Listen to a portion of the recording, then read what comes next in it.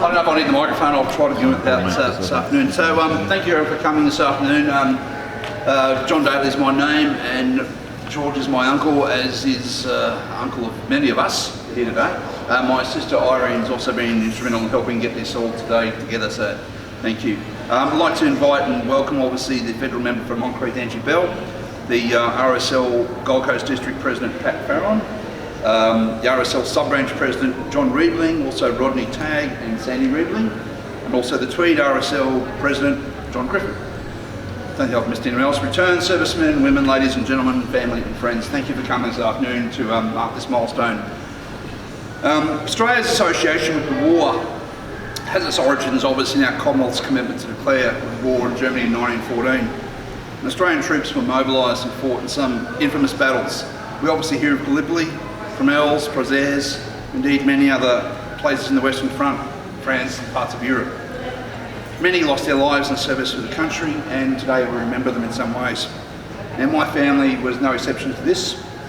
My father's uncle was an infantryman in the First World War, as was my maternal grandfather, George Arthur Higgs Sr. And his brother also, my great uncle, served in that First World War. They served in Europe, predominantly France, from 1916, and stayed in France until 1919 when they did some repatriation work. It's today with pride that I wear the Australian Commonwealth Government's Military Forces Rising Sun badge, passed down as a family heirloom, a reminder of their efforts. But today we also note that George wears the medals passed down to him from his father. So today we do celebrate those who've given to our society by the efforts and sacrifice they've given on our behalf. There are only a few thousand surviving servicemen and women from the Second World War, and we're fortunate enough to have one of them in our midst. So my uncle George Arthur Higgs followed in the footsteps of his father and his uncle and signed up for the RAF to fight for our country. He was only 18 when he enlisted. He joined the RAF and was trained in Launceston. He saw active duty in the Asia Pacific area, stationed at Moratuwa Island, with the US forces, amongst other postings. Now, when we planned this event a few weeks ago, George suggested the RSL would be a fitting place to have this ceremony and this presentation. So I'd like to invite the District President, Mr. Pat Farron, and also going to be joined by the Tweed Heads RSL President John Griffin to say a few words on behalf of the returned servicemen and women of this country. George, on behalf of the RSL Gold Coast District, we honour your service and we thank you for you going into the military and fighting in the Second World War. It means a lot to everyone here today, otherwise if we had lost that war, who knows what would have happened. So in turn, the outcome of that war meant that the Allied forces won and victory in the Pacific, and also defeated the Japanese. So we thank you for that service. I'd like to also present to you your World War II service certificate. This is from the Department of Veterans Affairs. We had it framed and what have you. So I'd like to present you with that. That's your military service. And thank you very much again. Now, in addition to that, I would also like to mention that George has been a member of the RSL for 51 years, and there is a certificate that will be coming George's way. Unfortunately, we couldn't get it to you today. We don't know where it is. It's probably between Canberra and here, but you will get it. So that's honouring 50 years of service with the RSL, mainly in, as I understand it, mainly at Tweed Heads in Coolangatta. So that's enough for me. I'd like to hand it over to Dr. John Griffin to say a few words, the President of the Tweed Heads in Coolangatta RSL. Thank you. Thank you very much. Thank you. Well, thanks very much, Pat, and George, the family and friends that are here today. It must be a great day. And I'm told to ensure that I don't speak too long because you're quite a speaker. Don't look at me that way because I've been told that. But what is so important about today is that not only did you give service to the country when it was necessary. After that, you continued to give service to all your mates and others that served by being a member of the RSL. And that occurred in 1969 when you joined the Tweed Heads and Coolangatta RSL sub-branch. And as you heard from Pat, unfortunately our certificate hasn't arrived in time to give it to you today, but it's on the way. How long it'll take in these turbulent times, a little bit unsure. As soon as it arrives, it'll be with you to not only recognise your service to the RSL and to the military prior to that, but the thoughts of what you've done for all your mates. All the best. Thanks very much. Thank you. Thank you.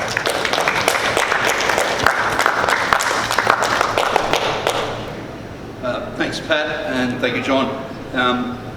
Earlier this year, I said my sister Irene contacted the government's Veteran Affairs Office and said we'd like to recognise George's efforts, and seeing there was a medal presentation certificate to be arranged, we got onto it months ago. The RSL certificates are going to turn up, we know that, but today we have a presentation of a rather fantastic looking certificate and a medallion to George. So I'd like Angie Bell, our local member from Moncrief, on behalf of the federal government to make this presentation to George. Thank you very much, and can I acknowledge the RSL presidents that are here from around the region, and indeed the region and the family that you've created here today, no doubt, George, who's already winking at me.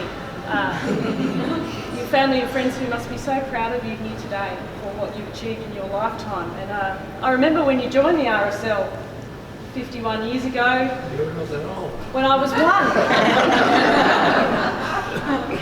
Thought I'd get a reaction. I was only a 1-year-old when you joined.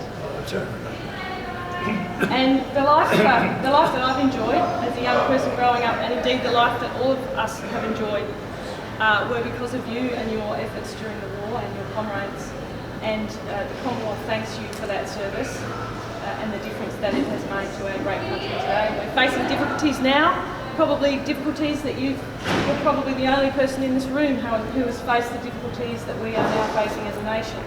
And we thank you for your stoicism over so many years and for your contribution to Australian society, George. So on behalf of the Commonwealth, on behalf of Prime Minister Scott Morrison, we have a certificate for you commemorating the 75th year anniversary of the end of World War II with a commemorative medal that celebrates your service and thanks you for your service to the country. Hold that, or you want me to hold that? You can hold this one. Your photos.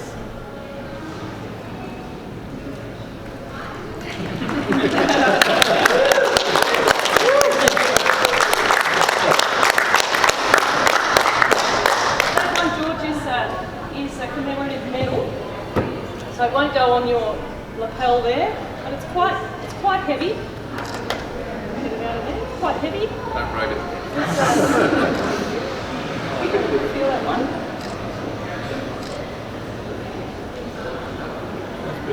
It's beautiful. It's shiny. It's got the Australian coat of arms with the kangaroo and of course the emu, the only two Australian animals who can't walk backwards. Very important. And of course a red poppy on the other side. So congratulations to all of you, and I'm sure you're very proud of your father and your grandfather and perhaps your great-grandfather. Is that right? Great-uncle. Great-uncle. Yeah, I too had two great-uncles in the war. They were brothers Bell from Hergate Springs near Broken Hill, and they served as rats at Tobruk. So it's very important that we honour those who have fallen and those, of course, who fought for us and our freedom. Congratulations. Get another win. Thank you. Thank you. Now, we know that George is very shy at times, but today is one of those times he probably wants to say a few words. So we'd like to say some words, George. Yes. Would you like to use the microphone? That might be easier. No, I'd like to stand. Would you like to stand? All right. I'd like to get a medal. Just walk, please.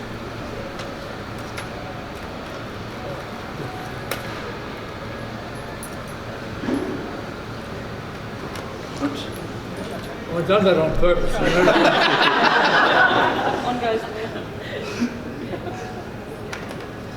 Now, that's better. Well, number one, I'd like to thank the people that came up and told us all these bloody lies. No one told us bloody lies, I don't know. I don't want them. Okay. Move closer. There's a certain person in here which he knows who he is. Is my uncle. Your uncle. Now, where is he? Where's he hiding? Where's he hiding? Come on, stop your hiding. Stop your hiding. What do you want to do? Well, we got a little gift for you now. Thank you. I don't know where it's got to. Who's got the bloody gift? There it is. There it is. There it is. There it is.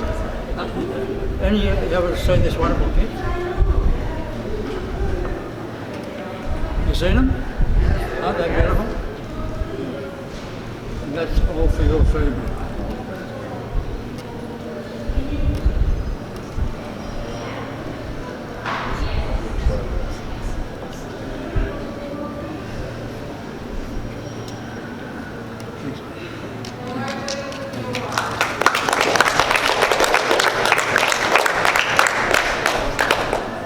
And we've got another special one, similar to that one. I wonder where he's got to. Here he is. Come on, mate. Come on. Don't be soft. Don't be soft.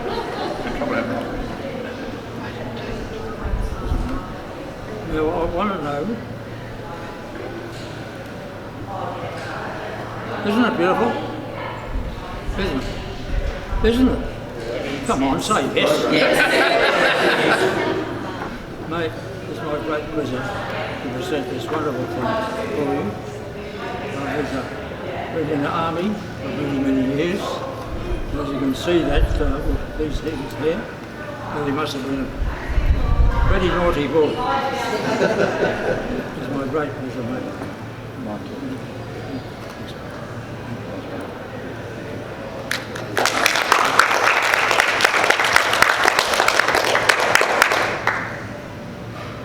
I'd like to tell you a true story.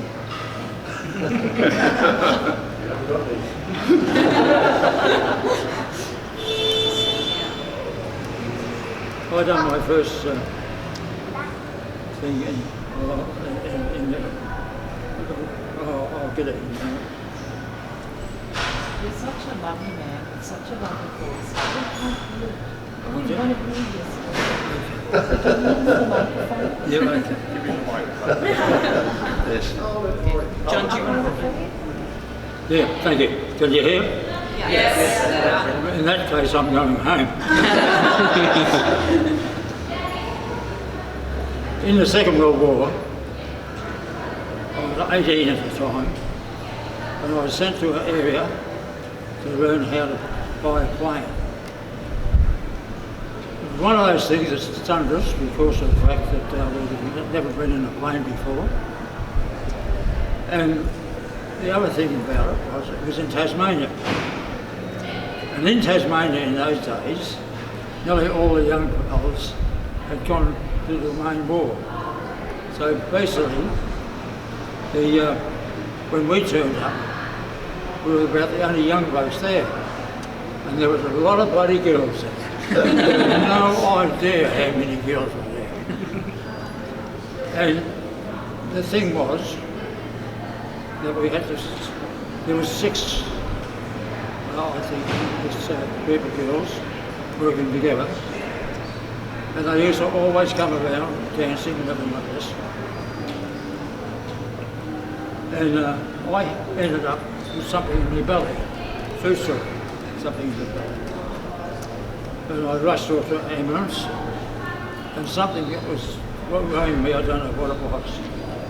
They had trouble finding out what the trouble was. They were that close to dying, it didn't matter. They couldn't get in touch with my parents, mainly because I didn't have the system to do it. It took about 4 days, I think, or more.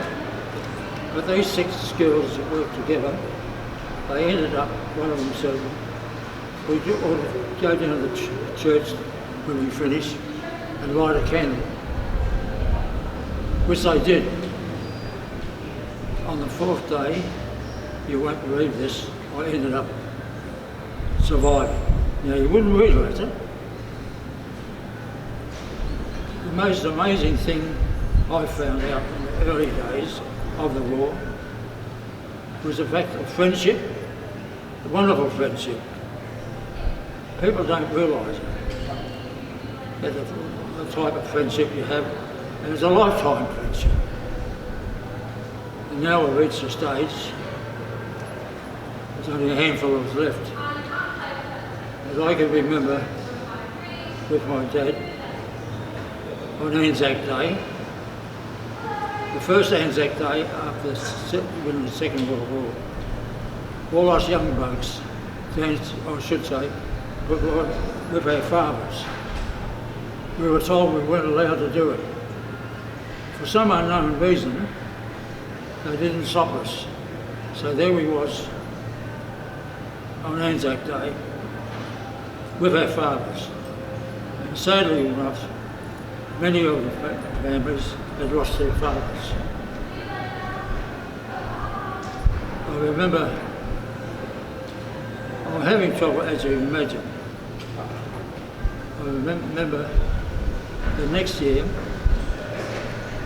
well, in the first year, we all had our own banners on and all that sort of thing, like some of it. The second year of the Anzac, we all lost our bags and everything because we wanted to be very similar to our fathers. And the most amazing thing was that our fathers virtually, I'm trying to get the correct words about it, they were waiting for us to come home again. The next thing that I wanted to tell you about was, here I go again,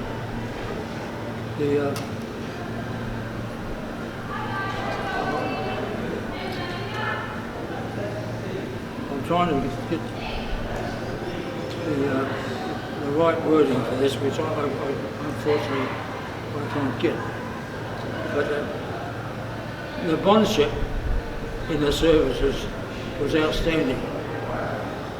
At times, I think, we thought more about that than anything else. I want to thank everyone that's coming here today, but I want to bring up one name. My lovely wife, Jean. We were married for 60 years. So it must have been a wonderful girl who put up with me for 60 years. And it was because of her that virtually I'm still alive today. Once again, I'd like to thank everyone. I'd sort of like to tell you a story. In fact, I told this girl, a couple of girls here, that you don't have to listen to it a second time. But in the Air Force, over in Western Australia, my classmate, every now and again when he loaded the plane, was like a kangaroo. And this particular day, he's in charge on the second floor, and the plane got on fire. So, being well trained, I moved around, got my gear on, and ready to jump out. And the straight mate of mine turned around and said, "What are you doing?" I said, "I'm getting off, mate, I'm getting off." And then he said something you should never say to another mate. "What if it doesn't work? What if it doesn't work?" This is true, quite true. So I sat back, and all of a sudden he started getting nasty. He said, get on the road, get onto someone, make sure we are, get onto someone. And next thing, I rang someone up, and they more or less turned around and said that we're going to get everything all through, and we were going to get you to come in on the left-hand side. So everything was great, everything was good. But this mate of mine, every now and again, used to land pain like a kangaroo, so he wasn't really safe. And this particular day, as he's coming in, all of a sudden I realised he was in charge. And I knew he was going to act like a kangaroo. So I said, mate, I'll take it in. He said, no you won't, it's my turn. I said, mate, I'm going to take the bloody thing in. He said, it's my turn, mate. Don't worry about me. I'm definitely not going to do anything that will hurt you. I'm going in. And then he turned around and said something that one mate shouldn't say to another mate. He said, don't you trust me? Now, the bloody plane's on fire. I knew he was going to kill us with the kangaroo landing. And here he is saying, don't trust me. Would you trust him? And you won't probably believe this, but it's true. That when he said, don't you trust me? I said, yes mate, go ahead. And the next thing, it was unbelievable. He made this beautiful landing, right across the trees, right across everything, and landed this beautiful landing. Except for one thing, he forgot to wipe the bloody wheels there. And the amazing thing about this, the people in charge of us, they weren't very happy. It was amazing, you know, it happened to anyone. Anyways. Finally, I want to thank everyone here today, and my family especially. And one of these days, that you got time off, I might knock around and say, I'm here, mate. I'm here. Thank you.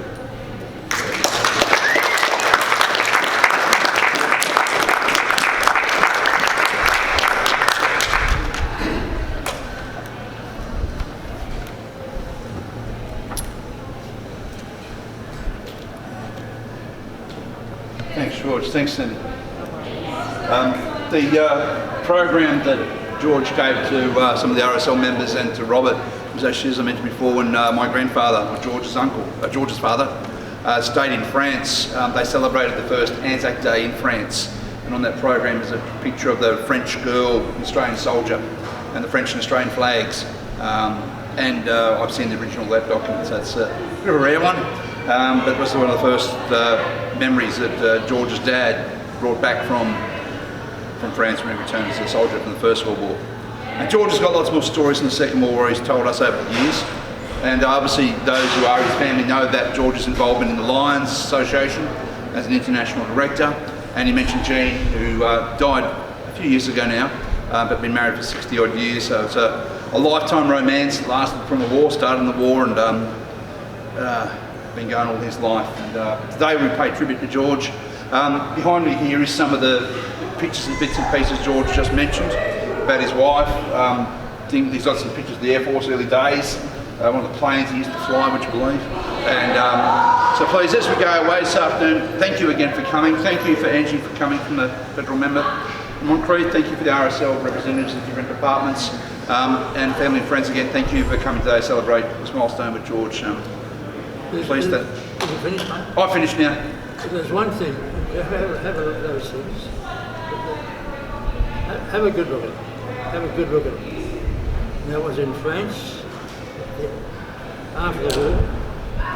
Have a good look at it, mate. Just have a good look. Because I'm going to ask you. Can you see something different there? Can you see something really different? in that. Flags. No problem. Australian friends. I've actually been to the village Bretno myself, and been out to the cemetery and to the museum there.